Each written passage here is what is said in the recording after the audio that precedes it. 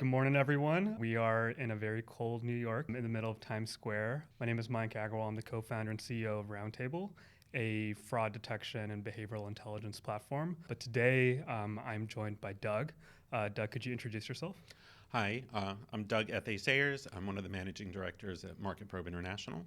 We're a global market research company, run both qual and quant market research. Stellar, thank you. Tell me about we were talking about your journey to market research. Probably like many market researchers came from a non-traditional kind of background. Yeah, tell me about that beginning and how you made the leap into this industry. Well, I didn't start out in market research, as you mentioned, a lot of people don't kind of fall into it. I actually went to school for theater. I went to NYU, Tisch School of Arts, for drama, and I worked in that industry a little bit. I wanted to learn a bit more about business, the business side. I was on the business side, and I went to get my MBA in corporate finance at Zicklin School of Business at Baruch College. So meanwhile, I happened to be placed by a staffing firm at Market Probe International, and that was a happy accident ever since. I've been there for 20 years. Tell me more about Market Probe International. So we're a global market research company. We conduct both qualitative and quantitative research domestically and worldwide. We were founded in 1967. We started out as a tab house for other research companies, and we quickly grew. So we've always had this strong quantitative side on the tabulation side, data processing, data entry, coding. We had a very large team, stacks and stacks of questionnaires everywhere, but very quickly also became full service. We do research for all industries. Again, globally that's one of our big strengths. We act as a doorway for a lot of our international clients to do domestic research and domestic clients to do international research. Amazing. Thank you. And so you said you've been at Market Probe International for 20 years. Has the industry changed a lot in 20 years? Yeah, it has. When I started, the quote unquote old timers would teach me about old school then. So now I guess I can do the same. When I started, we did still do a lot of paper surveys. Most of the intercept work that we did, or face-to-face, most quant was face-to-face, and we would do production in our office. So I learned, creating the master questionnaires, labeling them for quotas, creating piles and piles and shipping them out to different field locations, having them come back, edited, data entry, coded on paper, all of that. Around when I started, we started to do online surveys, which I kind of gravitated towards. We watched that industry develop from a few panel companies in different regions that we would aggregate together ourselves in a survey, and we would overlay the translations. Back then, it wasn't as simple to do all of these things, but that's how we offered international research surveys. So a lot of those switched from using 10 Katie partners around the world to an online survey. And from there, we just saw tons of development. We saw the development of larger sample companies. They emerged, acquisitions, aggregators, river sample, and then data quality controls, things like that, all developing over the past 20 years. Very cool. I think one of the things I get really fascinated by with Market Probe International is I think how much y'all have been on the technology kind of forefront and kind of market research industry, right? Like the role of technology is, I think some people love it, some people hate it. Like what is kind of your perspective on adopting new technologies and how do you evaluate when kind of new technology shows up on your doorstep? I think it's part of our heritage. Being a boutique market research firm, a lot of what we do is rooted in, traditional market research methods. But even our founder actually developed one of the first tabulations programs called STAMP. So we were innovating right at the beginning. When I started and we were doing online research, we were using Quancept to program. We pulled in all of these different tools and worked with cutting edge at the time developers to add features into these surveys, to add the multi-language, to start doing stimuli testing with advanced quota controls. We brought in hotspots, concept highlighters, the video tracing tool, all of these, in the early aughts. Alan, my prior boss, he was very proactive in bringing different partners and suppliers and innovators to the office to have them show him new things. like those tools I just said. We were using OTX, with their online router. One of the first ones, we had the 2020 guys come in, and we had a 2020 webcam on his desk for years before they really kicked off. We started streaming live from Focus facilities, not using Focus Vision, using the internet pretty early on. Yep.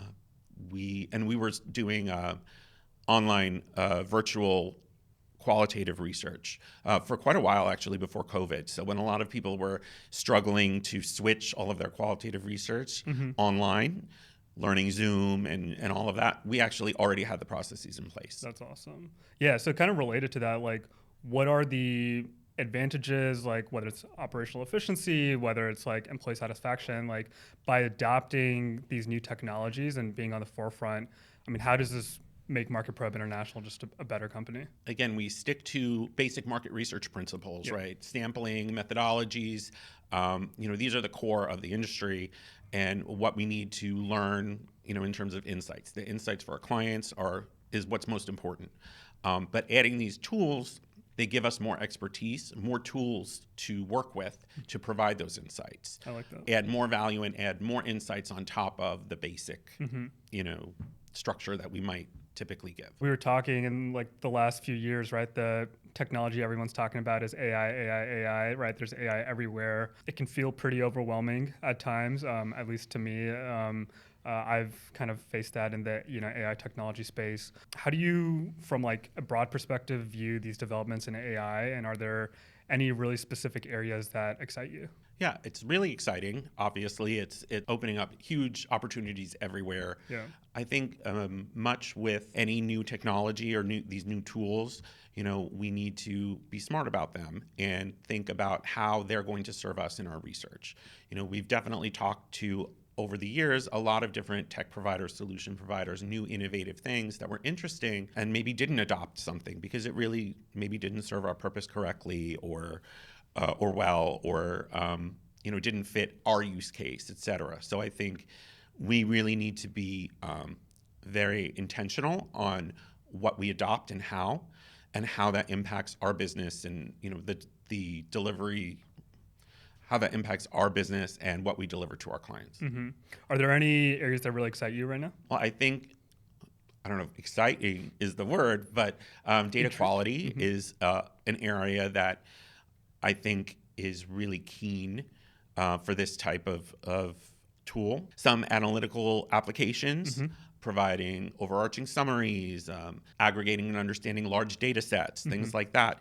Really cool. Coming up with innovative ways to look at data that we, in our puny human brains, can't. Yeah. I have to talk about data quality. You mentioned data quality. So a little context, Market Probe International uses Roundtable as kind of one of their data quality solutions to kind of ensure data integrity. What does data quality mean to you, and how do you all stay on the forefront of data quality? Data quality, well, we try to stay on the forefront. Yeah. We do a fair amount of online research. A decent amount is B2B, where there is a lot of fraud happening. And we've always had quality as one of our attributes. People come to us for good, efficient, quality research that's, not overpriced. It may not be the bargain basement people, but it's, high quality, solid, fast research. So that's not something we can compromise on. And as fraud increases, we need to stay on top of it. So we've seen, from our point of view, there's fraudulent actors, people pretending to be who they aren't. There are bots, there are AI tools, things like that are going in pretending to be people. Yeah. And doing that. But there's also people who do that. And from our point of view, that's also fraud. And then there's also a type of fraud where they are real people, but they're not paying attention. And they're not answering your survey properly. And that is fraud because they've agreed to take our survey and answer our questions truthfully and honestly. And if they're not going to do that, then they're not a good sample piece either. Those are all things that we have to look for using different tools and from different angles. So we kind of started thinking about like, when Roundtable first started, we were thinking about like open-end analysis and kind of automating that. But we've moved into like a more, behavioral kind of dimension, really interested in how people are interacting with the survey screens.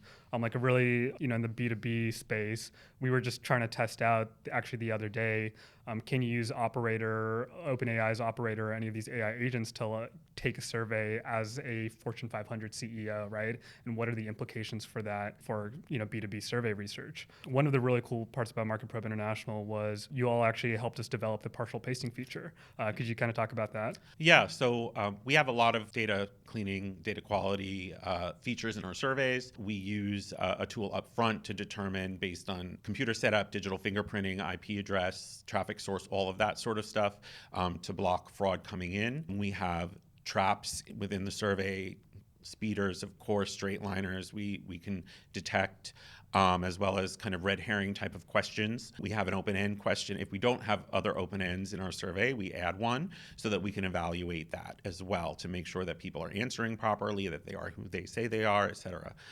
So that's where we brought Roundtable in. Like I said, we do a lot of B2B research. So for us to just arbitrarily throw people out is a little scary, especially the digital fingerprinting aspect, because IT professionals or financial professionals or medical professionals may be behind firewalls or VPNs or these other things that may get flagged. Yeah. And we can't afford to lose those people. So looking at the open end was really important for us.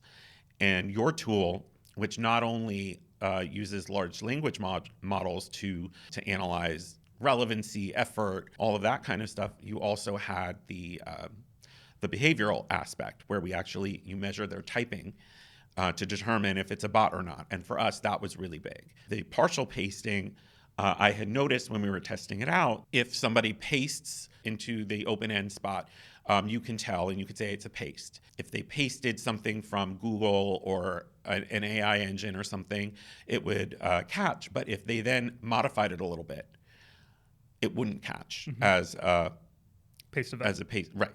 And that could be somebody who's not really who they say they are, Googling an answer to sound relevant, or not paying attention to the question and just copy paste it into Google, and then changing, if I just changed a capital letter to a lowercase and changed that lowercase, and it no longer tracked. Right. So I brought that to you, and you guys, within a couple of weeks, just it was there. Yep.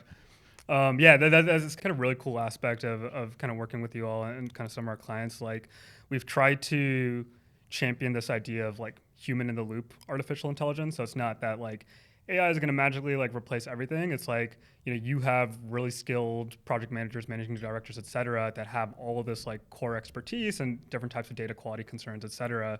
You can use our tool and then be like, hey, these are actually other fraudulent patterns that we're detecting.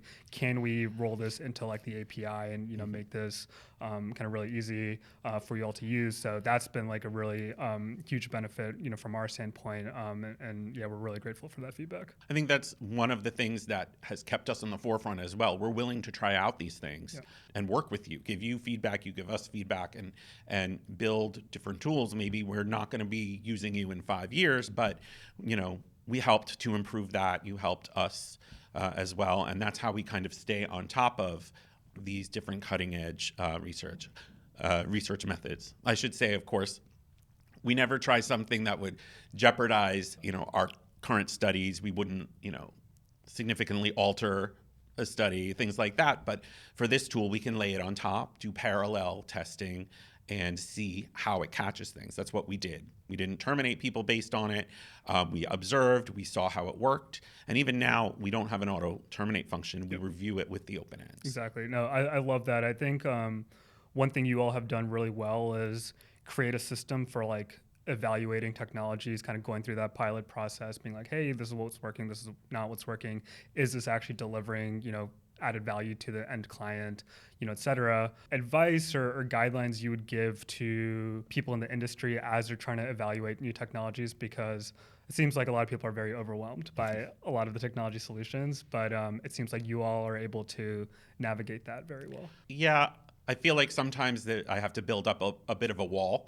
It can be overwhelming, especially going to conferences and having almost all of the talks be about AI. Yeah. You have to be, like I said before, intentional. You have to look and see, does this tool add value, save cost, or speed things up? And if it doesn't do those directly, it's not necessarily something that you need to look at immediately. Exactly. It could be something that you can develop into later. It could be something if you're interested in to keep an eye on, but you don't want to just pull in all these tools just because they're there or because somebody says so. You have to do your own research. You have to be, just like in the real world, you have to be a smart and informed consumer and understand how these technologies will come into play in your research and your methodologies. Will they add value? Will they hinder? Will they overcomplicate a process? Is the value that they add worth whatever investment it is, whether time or money? That's really helpful. Yeah, thank you. Like, so going back to like data quality, right? So you use Roundtable, kind of you have your own in-house checks, et cetera. What do you envision to be the future of data quality? Because it seems like it's such kind of a hot and contentious topic right now. Well, if I could figure that out, then I would, be in your position. I think there has to be more automation. I don't know that this will happen, but I think there has to be some sort of reform happening at the sample sourcing side with the panels. Yep.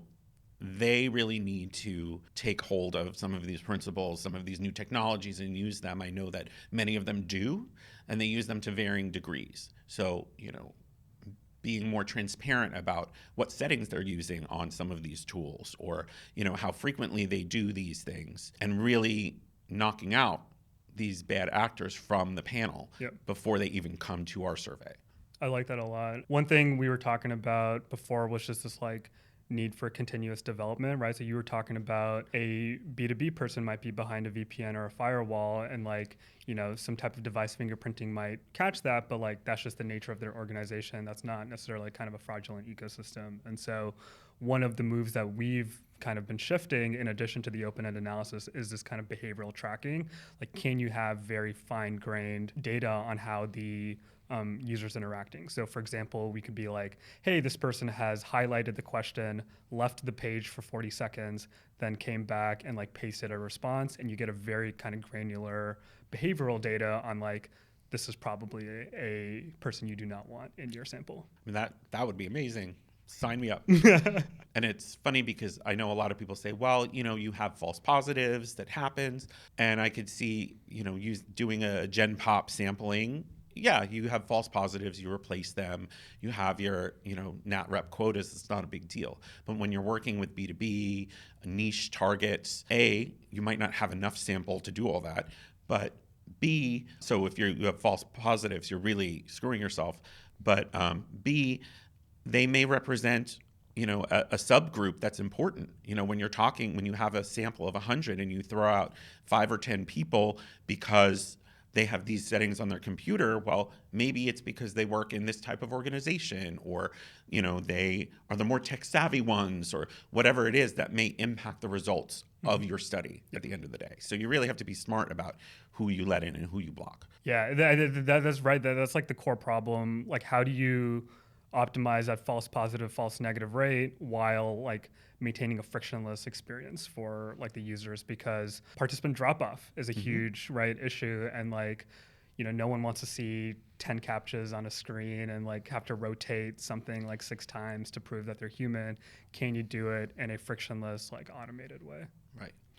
We've seen some other fraud detection systems do some of the same things that we do in our surveys, but they do them before the survey, which is very interesting, and I think maybe good for short surveys or their own research. But when you put it in front of our survey, that's then a 10-minute quantitative whatever it is, where then they have to do the same things again, it's redundant and it's not necessarily all that helpful. I was asking you about, advice you'd give to other people in the industry about how to adopt, technology solutions. Would you have any advice to like technology providers on how they can be more valuable to clients? Yeah, I think you need to come at it from a researcher point of view. Yeah. Just saying that you have this great tech, it's really cool. You need to understand the applications almost from a user standpoint. You need to perhaps, maybe do beta testing or development alongside research companies or have researchers on staff. You need to really use it and understand how it works, the live research setting for whatever it is. Is it user-friendly? Does it serve the purpose? Does it meet the objectives of whatever research? If it's impossible to implement, it's not a good tool, right? Yeah. I think there are a lot of questions about how things are developed. Mm-hmm. What is the modeling that these tools are built off of? Mm-hmm. Researchers know about modeling. Researchers know about sample sources. So we want to know that your AI tool has been created using a vast library of data. Variety, I think, being an important word as well, because we can survey all the same people. And when we do low incidence studies, hard to reach audiences, they're hard to reach for us. How are you creating AI for those tools? Did you reach some of those people in advance to really understand them? Those kinds of questions that researchers would have. How is it developed? How can I use it? How does it add value to my insights? One topic we were talking about earlier was synthetic data, right? And that, addresses a lot of these concerns. A lot of people have been intrigued by synthetic data. At least a lot of people haven't seen like immediate value or kind of in that integration with the workflows. Is that space intriguing for you, and kind of where do you see that going? It's very interesting. I think it's really cool seeing what can be developed, but I'm very wary of it at the same time. I mean, first of all, market research is a human industry. Mm-hmm. The goal is to understand people, right? Your market. Doing so by predicting things, I mean, that's fine, that makes sense. But again, there are a lot of inputs that need to be taken into account and how you do it. If you're just going to, mass replicate a huge, giant sample of people, I don't know how reliable that's going to be. But I have seen some tools that really focus on specific analyses or specific feedback of things. I saw some that focused on the recall aspect of advertising. You can know what will be recalled, within a week and then within 6 months, because they can replicate those sorts of functioning in AI. Smaller targets like that, how would they interact in this kind of situation? How would these personas that are created, do X, Y, Z? Doug, one of the most fascinating parts about you is that you combine art, technology, and business. You can go deep into drama, you can go deep into sampling, statistics. It seems like you were just an incredibly fast learner. I'm sure that benefits you in the research space. Yeah, I mean, I learned by doing. I picked up a lot from Alan, my former boss, who, I worked with he's still there. He's stepping away and we took over, but he taught me most everything I know, and observations, learning from other research professionals, top minds of the industry, conferences. That's how I learned market research. I think it's interesting how those aspects all come together, right? Understanding, I think it comes back down to understanding human nature. Theatrically or from an arts perspective, we're talking about the human experience and we're talking about storytelling. And then when we look at market research, we're trying to understand these people in the same way that an actor might try and understand the characters that they're portraying. So does this affect more the how you present the survey questionnaire, or is it more about the analysis, the insights, the storytelling afterwards? For me, I think it informs all of it because I'm able to step into somebody else's shoes and, read the questions and look at it from different points of view. Of course, not all of them. I mean, I'm not omniscient or anything like that, but I feel like I have a good perspective. And then, of course, you have other people review drafts and everything, and it's iterative. But I think that's a good starting point from the questionnaire design. And then going into the analysis, it's really picking out what's the story here. I think that's where it becomes my numbers side can read the tabulations, the statistics, and start to see stories develop. Oh, this subgroup of people are really averse to this part, or they're really concerned about this attribute, or whatever it is. And then, of course, the presentation of the analysis, comfortable speaking and sharing the stories. What's the most exciting part of the job? I have to say going home to my kids.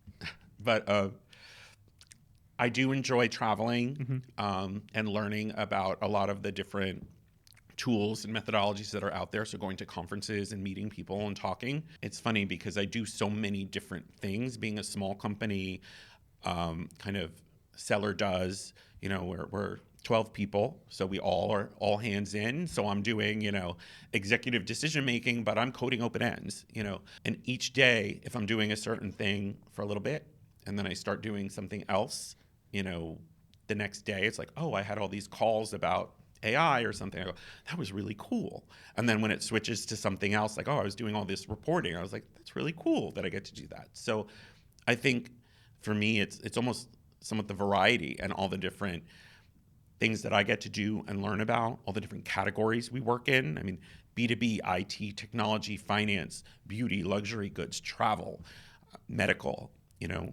our hands are in everything. Yeah. So it's really cool. Every day is different. It feels like being in New York, like you get to expose yourself to, people really all over the world, right? And this seems to be a huge competitive advantage for Market Prep International is like y'all's global perspective. Yep. We've always been rooted here. I think I was at 4 different offices in New York, such as New York City real estate. But yeah, it's a central meeting place. It's something that people gravitate towards naturally. Often, oh, we're visiting, can we come? Or why don't you come visit? And then we'll meet with them at our office or, lunch or wherever. It really, and it's very metropolitan. It gives us a nice worldview and nice access to both the rest of the United States as well as all of our international clients. We've got JFK, LaGuardia, East Coast contact time is really good for working with foreign time zones.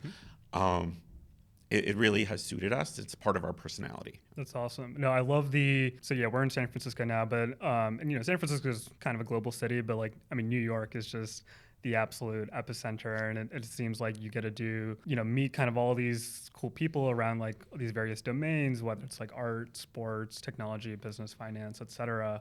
You really get to have this, global perspective. I think one of the exciting parts about kind of the industry right now is just and technology too is like you can have this global impact, right? Like you can use this technology to weed out fraud in like the US, but also like Japan or kind of whatever country you want to, and you can really adapt kind of your offerings to more kind of regional specific needs. Well, that's something that we've always done. Yeah. Even before, the internet. Yeah. Long distance phone call. I remember actually when I started and we were doing, our telecom infrastructure and renewing things and all that. And we had, a special long distance international calling plan that like nobody else had with all these rates because we were constantly calling all of these clients and suppliers overseas, in the 60s, 70s, 80s, 90s.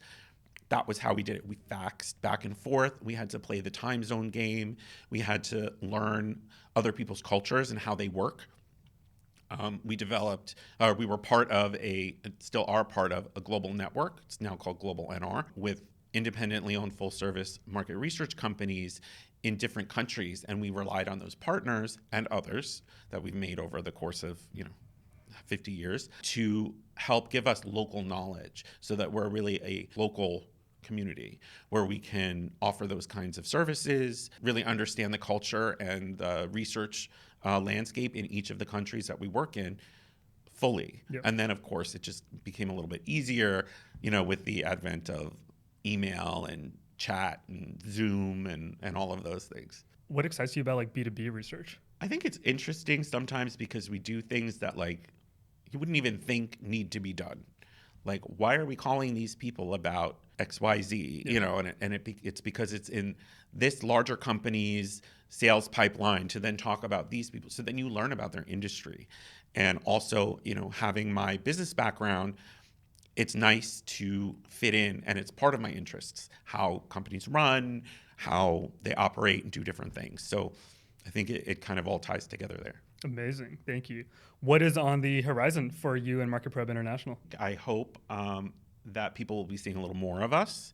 We are very, very fortunate that we've always had a very high rate of repeat and referral clients, very little sales. We don't have official sales people. It's us. We go to conferences and we talk to people and we network with, other researchers. I think we're going to maybe step that up a little bit, be at more conferences, push those doors a little bit more to see some growth and introduce different areas and technologies and tools to our current clients that they're not currently using from us.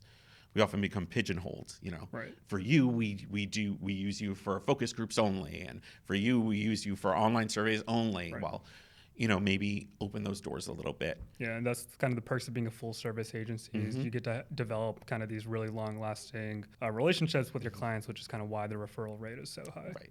Yeah, I really enjoy those kinds of relationships where we're partners with our client in learning whatever it is that they're interested in, doing, studies over and over again with them, seeing the life cycle of a product or an ad campaign or whatever it is, and understanding how they work so that, they almost feel like we could be an extension of them. Yeah.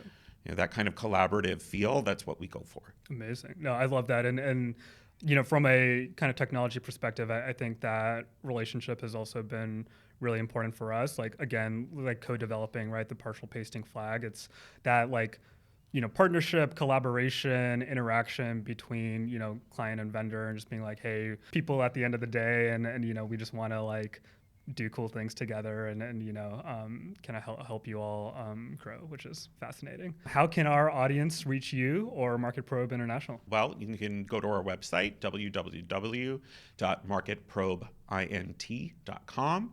You can email us at info@marketprobeint.com, or you can reach out on LinkedIn. I'm there. We have a company page. All right. Well, reach Doug, out. Yeah. Thank you so much for taking the time to do this. It's been such a pleasure kind of working with you, and I'm sure the audience will really enjoy your insights. So thank you. Great. Thank you so much for having me.